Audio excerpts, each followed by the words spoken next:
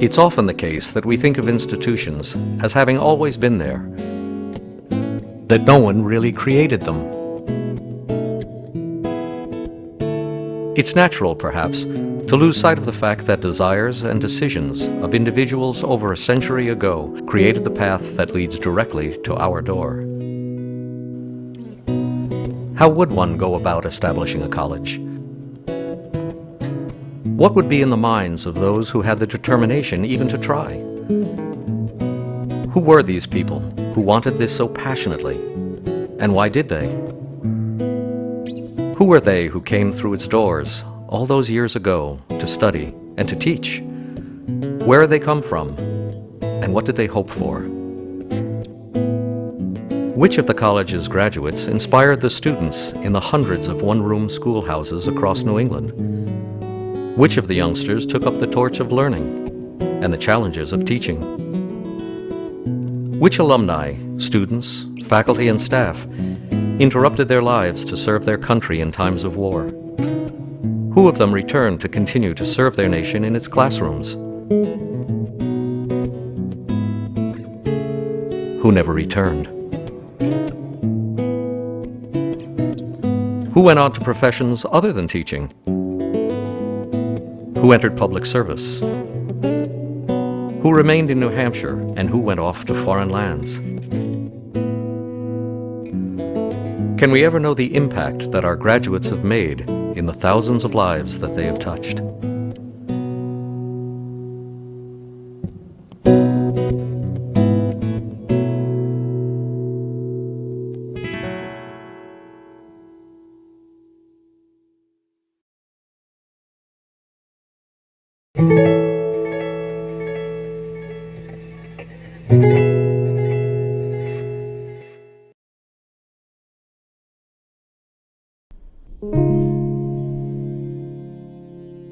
Sensing the need to throw the resources of the college behind the troubled times, President Young brought the Civilian Pilot Training Corps program to campus.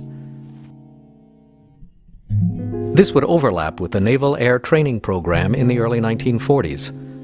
These programs would train over 700 pilots.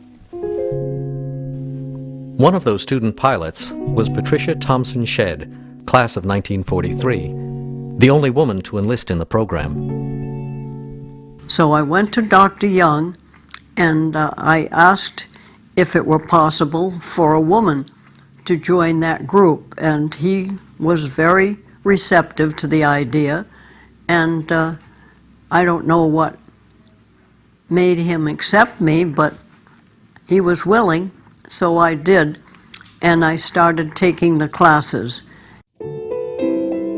After receiving her pilot's license in the summer of 1943, Patricia applied to the Women Air Force Service Pilots, the WASPs. The mission of the WASPs was to free up male pilots for combat by allowing female pilots to fly military planes in the continental United States. However, when she revealed that she was engaged to be married, she was taken off the list of eligible pilots, as married women were not allowed to take part in the program. However, with the United States' entry into the war, the male enrollment in the academic programs was to plummet. Large numbers of male KTC students interrupted their careers to fight in the Second World War. Some did not return. Yeah, I had a steady boyfriend, Hollis Furbush, who was in the Marines and was killed overseas. Nobody loves me now. Nobody cares at all. My mind's gone away. Guess I'm through with love. nothing to do. Ain't got no place to go. I don't feel blue, 'cause I'm through with love. Someday, perhaps I'll find true love and build a happy home. But now my love is gone away, and I'm all alone. Nobody loves me now. Nobody cares at all. All because of you. Guess I'm through with love.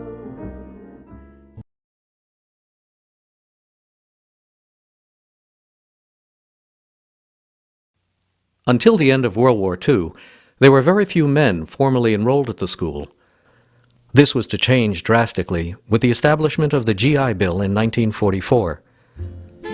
The presence of large and growing numbers of veterans was to have a decisive and profound impact on the institution. Some alumni returned to their alma mater after military service. Malcolm Keddy, a 1941 graduate and veteran of the Italian campaign, came to the English department after graduate school.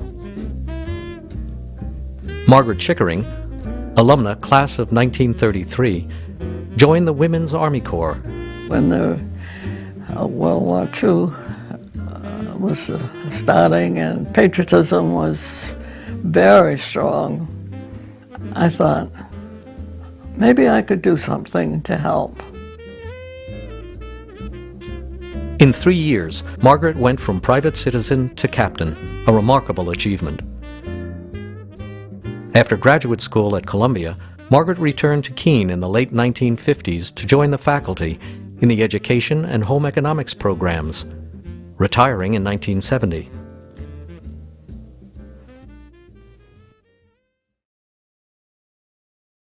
It was the veterans who aided the college in making the transition to a modern institution. Joe Oakey, like many vets, was older than the traditional students, was married, and found himself in a teacher's college on the GI Bill.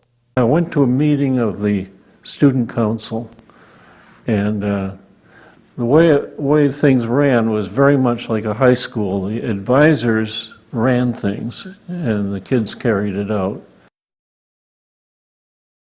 The rose ceremony at graduation was an early victim of the vets' influence on campus culture. I had several veterans who said, if I have to march in that march with a rose in my hand, I'm not going to graduate. Joe Oakey joined the student council, campaigned against the curfew, and with Vinnie Russell and Don Averill and others, started the school newspaper. We put out a tabloid newspaper. They used to put out kind of fancy things that were literary type magazines, and we wanted a newspaper. And Don and I thought this up together, and sitting in my room in Cap House, and we just went out and picked up people, got a guy by the name of Charlie Mitchell to be in charge of advertising. We brought Joe Oakey in as a city editor or something. I think we gave him an editor's title. Basically, Joe and Don and I ran the paper. Paying the cost themselves, they named the paper the Monadnock. That was a big surprise when that paper hit the campus, and Dr. Young was elated. It was the April Fool's issue in 1950, however, that got everyone's attention. In the April Fool's edition, we had a communist cell discovered in Hale Building, in the wine cellars of Hale Building, and we put Mabel Brown as the cell leader of the cell. And Dr. Young had, when he was so pleased with our paper that he was sending copies to all the state legislators. This was during the McCarthy era. And he called Don and I in and he says, you know, boys, you've got me in a bit of a pickle here. I said, well, it's an April Fool's edition, Dr. Young. He says, well, I know that, you know that, but the state legislators are calling me up and saying, what the hell is going on down there at your college? Dr. Young was interrogated by members of the legislature. This was taken seriously in a state where state employees were obliged to sign a loyalty oath until the early 1970s. There's something about starting something from nothing and not having the college backing you up. We did it on our own. David Staples entered KTC in the fall of 1948. When the Korean conflict broke out, he quit college to join the service. Within months, he found himself on the front lines. I became a chaplain's assistant, and we would go to all these emplacements right on the main line of resistance, and we'd be no more than maybe 2,000 yards from the enemy, and that was very dangerous. And sometimes mortar shells would come in on us, they would see the gathering, and we would retreat down into the bunkers. And I remember one time going across a camouflage bridge to get to one of our outposts when we could see the puffs of smoke of the mortar shells coming up behind our Jeep. Dave, he said, turn around, Dave, and get out of here. And I did. I don't know how I got around we were on a bridge, and I put my foot on that gas pedal. We got out of there. The very next day, the Catholic chaplain had a shell land right next to him, and the driver lost his right arm, and the chaplain was killed. So I figured I was pretty lucky. David returned in 1953 on the GI Bill. He was one of the many Korean War vets to come to KTC and was to graduate 2 years later. I don't know, again, I've said it many times, without Keene, I probably would have been nothing. You know, I never would have achieved the things I've achieved. The war in Vietnam is a combined and joint effort, whatever you are. It's a lesson too late for the learning. Made of sand, made of sand. In the wink of an eye, my soul is turning. In your hand, in your hand. Are you going away with no word of farewell? Will there be not a trace left behind? Well, I could have loved you better, didn't mean to be unkind. You know that was the last thing on my mind. I left the college in the spring of '67. It was the height of the draft. There were actually about 25 male students that I knew who left within a 2-week period. After 2 tours in Vietnam, which included the Tet Offensive of 1968, David came home and re-entered the college. Lo and behold, of the 25 guys that had left in the spring of '67, there were 11 of us that had come back. We didn't tell people we were veterans. You possibly tell because we all were wearing green field jackets, because that's all we had for jackets in the winter. Unlike today, when a unit comes back, they come back as a unit. When soldiers came back from Vietnam, they came back onesies, twosies.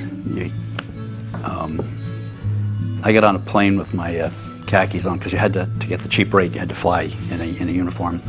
Got on a plane in California. Once I had boarded, I went to the lavatory. I took my uniform off, I put civilian clothes on, I left the uniform in the toilet in the bathroom, and I went back to my seat. I swore I'd never put a uniform on again. We all carried guilt.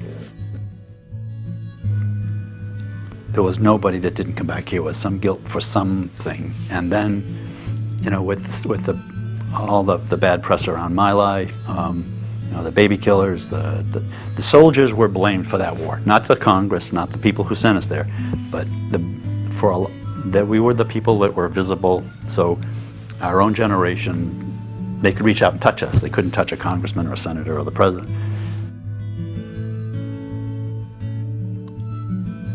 Lee Minnick, class of 1977, graduated from Keene High School in 1966 and was immediately drafted and sent to Vietnam. Let's see, August 68, came back, kind of reeling from that adventure, emotionally and physically. In the fall of 1970, Lee also found himself at Keene State College. As with the other Vietnam vets, their war experiences had marked them, and was noticeable to World War II veteran and faculty member Malcolm Keddy. It's interesting. I took a course with Dean Keddy, and he was remarking about that one time in class about it was his impression that how reserved we were apart from the other students in the college, and how we came to his classes with a different set of experiences and different attitudes, and you had no avenues or no venues for talking about your experiences because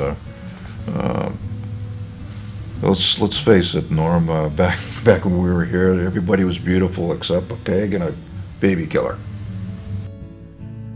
As a senior, and with President Redfern's encouragement and support, David received a federal grant to open a Veterans Affairs office at the college, which he did in the fall of 1973. It was the 4th or 5th program in the country. It ended up becoming a model program, Department of HEW. It was under HEW as well, not under the VA. And they had me traveling nationally. The college gave me an opportunity. And so, just trying to give something back.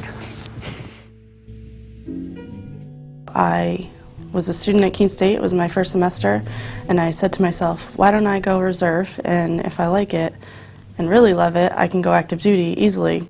I didn't like the idea that I was just a student and only a student. Samantha Rawlings started her college career in the spring of 2002, but left after that semester when she decided to join the Army Reserves. I went to training in August and straight to military police school, and 8 days before graduation, they graduated me early and deployed me. I was deployed for 2 years, and I was gone that whole time. I didn't get home until August, September 2004. So I was a full-fledged veteran then and had been in combat and all of that. So I came back and the GI Bill just was automatic for me. I ended up in communication because I was thinking I was going to go that way with my degree, and I took an international communications course, and I was just psyched about it because it was all about the different cultures and interacting between cultures and all of that, and I felt like I had a connection with it. Samantha enrolled in graduate studies at the American Military University in the field of emergency and disaster management. My ultimate goal in life is to have a career that I feel I make a difference and do something greater than myself. I want to go to work and have it matter every day. That's what I care about.